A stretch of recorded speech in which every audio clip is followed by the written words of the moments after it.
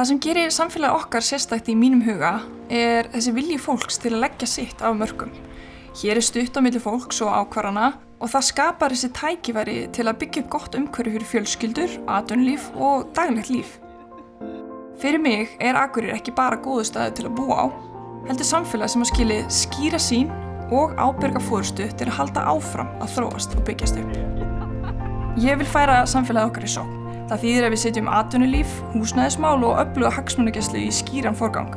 Við þurfum að skapa betri skilyrði fyrir fyrirtæki til að vaxa og skapa fleiri störf, því sterkt atvinnulíf grunnurinn að góðum lífsgæðum. Á sama tíma verðum við að hraða uppbyggingu eins og fólk getur raunverulega búið hér, fest rætur og séð framtíð sína hér á Akureyri.